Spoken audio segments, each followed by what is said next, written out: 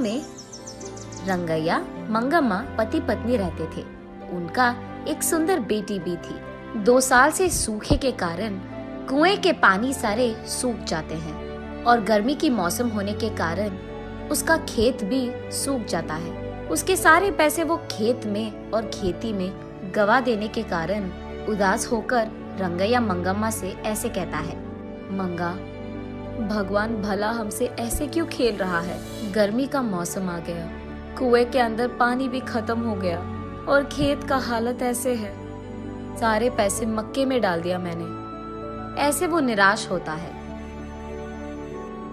इतने में उसकी बेटी लक्ष्मी आकर पापा ऐसे कहते हुए हंसते हुए प्यारी सी नन्ही सी उसकी बेटी अपने पापा से गले लगाती है। अपनी प्यारी बेटी को देखते ही रंगैया के चेहरे पे मुस्कान आ जाती है। वो उसके सारे दुख भूल जाता है। रंगैया को अपनी बेटी से बढ़कर इस दुनिया में और कुछ नहीं है, लेकिन वो हर वक्त सोचते रहता है कि उसकी बेटी को वो भला ऊंची पढ़ाई कैसे करवाएगा। तब बेटी अपने पापा से, क्या हुआ पापा, आप ऐसे क्यों हो, ऐसे पूछती है। कुछ नहीं बेटा, हमारे खेत में उग रहे मक्के हमारे हाथ नहीं आएंगे, इसी का डर है। कुएं का पानी भी तो सूख गया। ऐसे कहते हुए वो खेत की ओर दुख से देखता है। तब उसकी बेटी लक्ष्मी, पापा हमें कुछ नहीं होगा, जो भी होगा अच्छा ही होगा, ऐसे वो अपनी प्यारी बातों से कहती है। कैसे बेटा, गर्मी का मौसम तांडव कर रहा है, बारिश के मौसम आने के लिए बहुत वक्त है, ऐसे कहते हुए दुखी होता है। एक बार अगर आप कुएं में झांक लोगे तो आपको पता चलेगा ना कि पानी है कि नहीं। ऐसे कहते हुए वो अपने पापा का हाथ पकड़कर उन्हें उस तरफ ले जाती है। पानी नहीं है बेटा, ऐसे कहते हुए वो ऊपर उठता है। आप कुएं में तो झांको पापा, ऐसे कहती है लक्ष्मी। कहाँ बेटा, ऐसे कहते हुए वो कुएं में झांकता है। कुआं पूरा सूखा रहता है।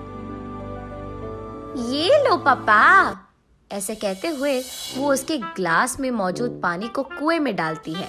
बस अचानक कुएं में पूरा पानी भर जाता है। ये देख रंगैया की खुशी की कोई सीमा नहीं होती है। वो उसकी बेटी को उठाकर, तुम मेरी बेटी नहीं हो, इस घर की महालक्ष्मी हो, ऐसे उसकी तारीफ करता है। ऐसे वो उसके खेत में पानी डालकर अपनी खेत को बचाता है। लेकिन उसी समय गांव के कोई भी कुएं में पानी नहीं रहता है और क्योंकि ये बात इधर उधर फैल चुकी है, गांव वाले सारे उसी कुएं के पास आकर पानी लेते थे। ये देख उस गांव का घमंडी जमींदार वहां आकर, क्यों रंगैया, क्या हो रहा है यहाँ? मेरे कुएं से पानी निकालकर तुम सारे गांव वाले ऐसे कैसे उसका इस्तेमाल कर रहे हो? ये मेरा खेत है और ये कुआं भी मेरा है। मैंने ये सोचकर दिया कि तुम गरीब हो, काम कर लोगे, लेकिन तुम यहाँ समाज सेवा कर रहे हो। ऐसे ही देखता रह जाऊंगा तो ये खेत भी तुम्हारा कह दोगे तुम। ऐसे गुस्से में उससे बात करता है। तब रंगैया, साहब मैं ऐसे थोड़ी करूंगा, हमारे पूर्वजों से यही हम काम कर रहे हैं।